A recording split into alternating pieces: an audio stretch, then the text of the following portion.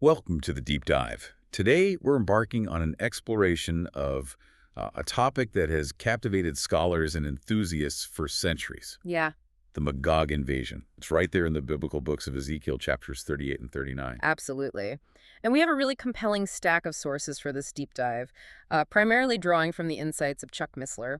And they present an interpretation that, well, it challenges conventional views quite a bit, Also, suggesting there might be a significant prelude event to Magog that many have perhaps overlooked. interesting. Okay, so our mission today is to thoroughly unpack these ancient prophecies, maybe clarify some of the terms that can be a bit puzzling, Yeah, connect some seemingly disparate texts. Right, and ultimately explore an alternative timeline that could entirely reframe our understanding of these significant events. Get ready for some potential aha moments. Definitely. So, to start, let's lay the groundwork. This Magog invasion prophecy, it's widely known for, I'd say, two main reasons. Mm-hmm.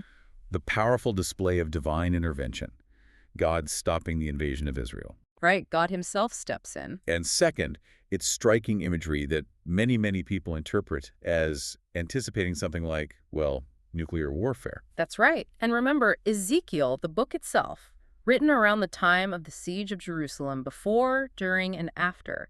It details God's judgment on nations, then the restoration of the Jewish people in chapters 33-36. And the famous dry bones vision in 37. Exactly, which beautifully sets the stage for the climax in chapters 38 and 39, leading right into the millennial kingdom described later, chapters 40-48. Okay, so the passage lists Magog and its allies, Persia, Cush, Put, Gomer, Togarmah, Meshech, and Tubal.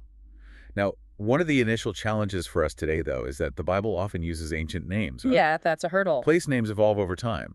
I mean, think Byzantium becoming Constantinople, then Istanbul. So how do we accurately identify these nations now? That's a crucial question. The sources we're looking at suggest that the ancient prophets had a clever way around this. They referred to future nations by their forebears, their ancestral names. Because those names don't change. Precisely. So Elam consistently refers to the region we now call Persia or Iran, and Kush refers to Ethiopia and surrounding areas. It's actually a remarkable system for a timeless text, ensuring clarity across millennia. Okay, that makes sense.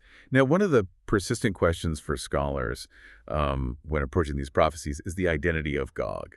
He just sort of appears with a little background. What does the source offer on who Gog truly is? Well, this is where it gets really interesting. An intriguing anomaly apparently shows up in Amos chapter 7. In the King James Version, it describes grasshoppers, but then God basically says, he won't do it, he relents. Which is odd. Why include a nullified prophecy? Exactly. But here's the kicker. If we look at the Septuagint, that's the Greek translation of the Old Testament done centuries before Christ. Okay. Amos 7.1 reads, according to the source, behold, one of the young devastating locusts was Gog the king. Wow, Gog the king of locusts. That's a significant difference. It is, and that subtle difference potentially shifts the whole interpretation because Proverbs 30.27 tells us that locusts have no king. So the appearance of a king in Amos 7.1 linked to locusts suggests we're probably not dealing with natural insects. It's more likely a powerful idiom. The demonic forces. That's what the source connects it to. Specifically, Revelation chapter 9, which describes demonic locusts coming out of the bottomless pit. And crucially, they do have a king. His name is Abaddon or Apollyon. So the implication is Gog isn't a human leader. But perhaps a demonic title. This demon king identity for Gog seems to resolve several issues. It provides the missing background for this key end times figure. And it explains how both Gog, the title, and Magog, the people, can reappear after 1,000 years in Revelation 20. Exactly. It provides that continuity. Okay, let's turn our attention then to the allies listed with Magog. The sources link Magog, Meshech, and Tubal to who specifically? To the Scythians and the Muscovites. They inhabited ancient Pontus, the Moschian Mountains, and the region where Moscow apparently gets its name. Historians like Herodotus and Josephus describe these groups. The Scythians. They were pretty dominant nomadic tribes back then, weren't they? Oh yeah, from about the 10th to 3rd century BC. Their influence stretched hugely, from modern Ukraine all the way over to China. It's fascinating, actually. The source notes that ancient records even refer to the Great Wall of China as the ramparts of Gog and Magog. No kidding. Wow. Okay, and the other allies, Persia, Cush, Put. Our sources clarify that Persia is ancient Elam, so modern Iran. Kush generally includes Ethiopia, but also regions east of Assyria. And Put is typically translated as Libya, west of Egypt. And Gomer and Togarmah. Gomer represents the Sumerians, linked perhaps to modern Poland, Czech Republic, East Germany. Togarmah is connected to the Armenians, Turkey, and possibly Turkestan. And the Bible says they came from the uttermost parts of the north. Does that geographical description fit? It aligns precisely, actually. Their historical territories were north of the Black Sea, covering what we now know as southern Russia and parts of Central Asia. And Meshech and Tubal specifically were major cities on the south shore of the Black Sea in modern Turkey and Georgia. Okay. And then there's Sheba and Dedan, Yemen, and Saudi Arabia today. That's the identification, yes. And they're mentioned in Ezekiel just as spectators, not participants. Correct. Just watching, asking about the spoil, which is a strange detail and one we should definitely come back to as we try to piece together the timeline. Absolutely. Now, here's a detail in the text that really stands out, I think. Ezekiel 38:8 describes Israel as brought back from the sword, gathered out of many people, and dwelling safely. And verse 11 goes further, dwelling in unwalled villages, without walls and having neither bars nor gates. Now, what does the source suggest about how this compares to Israel's current situation? Well, that's a crucial point of contrast. Yeah. The source makes it very clear that today's Israel, sadly, is far from dwelling safely or in unwalled villages. Not at all. They have that huge security barrier, the wall. Exactly. A 25-foot-high, 430-mile-long barrier. They certainly don't live without significant defenses. So the condition described in Ezekiel 38 clearly doesn't seem to align with their present reality. Okay. And the motivation for Magog and its allies invading, is it ideological? Religious? The text is explicit. It's to take a spoil and to take a prey, specifically focusing on cattle and goods, silver and gold. So economic gain, plunder. Primarily, yes. That emphasis marks a distinct difference from some other prophesied end-time conflicts. Right. Okay, let's move to the aftermath described in Ezekiel 39. God destroys the invading armies. How? With fire, brimstone, and hailstones. It's a supernatural destruction, and the sources highlight that only a sixth part of the invading army is left remaining. A devastating defeat. And then there's the cleanup. This is where it gets really specific, isn't it? Very specific. The scripture says the weapons, whatever they are, will be burned for 7 years, providing fuel for Israel. 7 years of fuel from captured weapons. And it will take 7 months just to bury the dead. They even hire professionals to clear the battlefield. Travelers are told to mark any missed bones they see so the professionals can handle them. So when you look at those details, 7 years of burning, 7 months of burial, professional cleanup crews, handling remains carefully. What does the source suggest about the nature of the weapons used in this conflict? Well, it raises a profound question about the technology involved, doesn't it? What kind of weapons could generate fuel for 7 years and leave a landscape so apparently contaminated that it requires professional cleanup, a 7-month waiting period before general entry, and meticulous handling of remains? Sounds modern. Extremely. The source compellingly points out that these procedures are remarkably consistent with contemporary protocols for dealing with nuclear, biological, and chemical warfare NBC contamination. Even though Ezekiel wrote this, 2,550 years ago? Exactly. It suggests an uncanny anticipation of weapons technology far, far beyond anything known in the ancient world. That's quite something. Okay, so traditionally, where do people usually place this Magog invasion in the end times timeline? Isn't it often seen as part of the run-up to Armageddon? That's a common view, yes. Placing it near the very end, perhaps during or leading into the tribulation period. However, the source we're examining offers an alternative perspective. Which is? Suggesting it might actually occur before Daniel's 70th week, that final 7-year period. Before the tribulation. What are the technical reasons given for suggesting this earlier placement? There are several, according to the source. First, Magog's forces come specifically from the north. Armageddon, on the other hand, is often understood as a final global conflict involving armies from all over the earth. Of different scope. Different scope. Second, Magog's primary motivation, as we said, is plunder, spoil. Armageddon's purpose seems different, often interpreted as aiming to destroy the Jewish remnant. Different motive? Different motives. And third, that extensive 7-month cleanup and the 7-year fuel burning. Well, they seem inconsistent with the immediate establishment of the millennium, that 1,000-year reign of peace, which is generally expected to follow Armageddon quite directly. Where would you fit 7 years of burning fuel after the final battle? That's a fair point. It creates a timing issue. Yeah. And what about the silence in the Magog prophecies about other key end-time figures or events, like the Antichrist or the fall of Babylon? They're huge players in the 70th week narrative. That's another major indicator for the source. The striking silence in Ezekiel 38 and 39 about these central figures and events of the tribulation is significant. This omission causes the source to strongly suspect an earlier placement for Magog before those other events unfold. Okay, now here's another piece of the puzzle that the source highlights, and it's quite significant. In Ezekiel 38, none of Israel's immediate neighbors are mentioned as participants in the Magog invasion. Right, they're conspicuously absent. We're talking about groups like the Palestinians, Lebanese, Syrians, Iraqis, Jordanians, Egyptians. I mean, these are all major players in the region today, right? But they're not listed in Magog's coalition. Exactly. And if we connect this back to the bigger picture, it further emphasizes that the conditions described in Ezekiel 38, Israel, dwelling safely and without walls, don't match their current reality. Today, they're surrounded by nations that have, historically at least, expressed commitment to their destruction. So the absence of these neighbors in the Magog list. It strongly points towards some kind of event before the Magog invasion that fundamentally alters those regional dynamics, an event that perhaps neutralizes the immediate threat and allows for that period of peace and security Ezekiel describes. Which naturally leads us to ask, is there an overlooked event that precedes Magog, one that could explain this period of security and the absence of those bordering nations?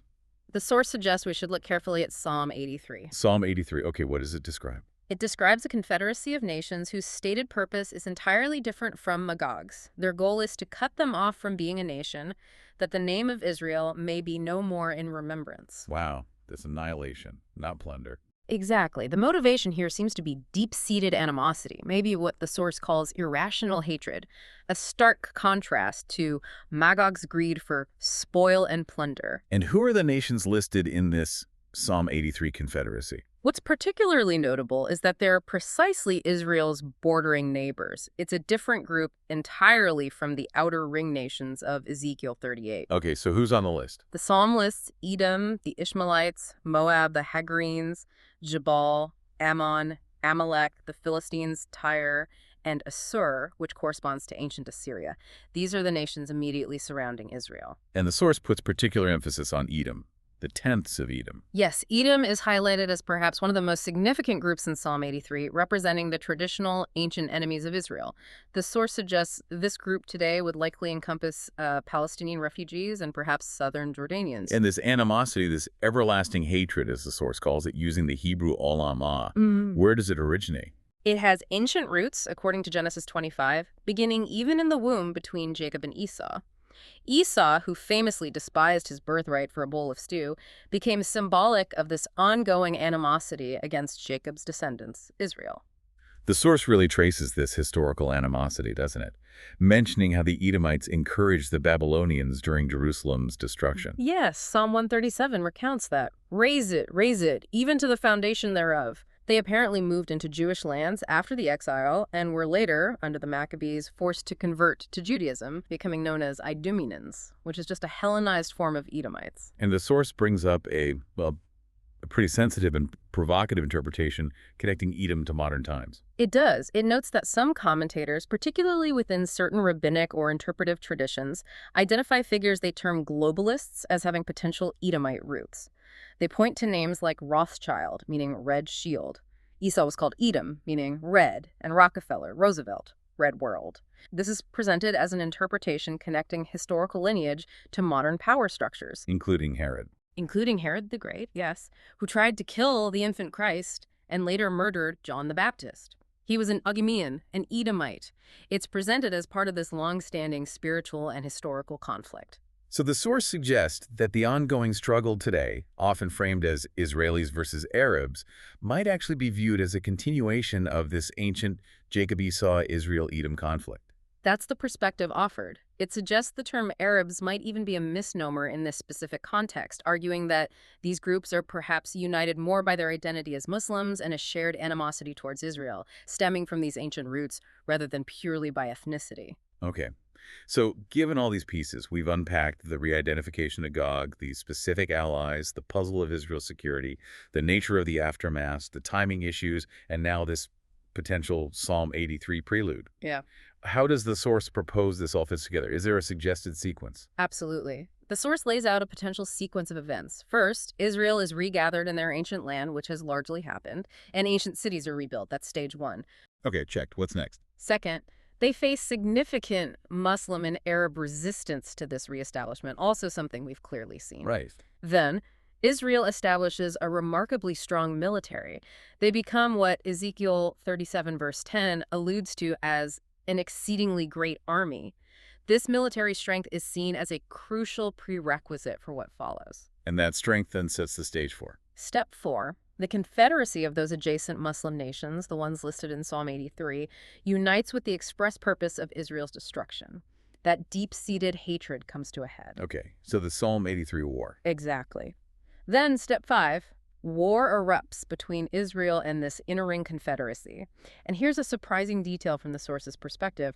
Israel decisively defeats this coalition, apparently without needing major outside help. Wow.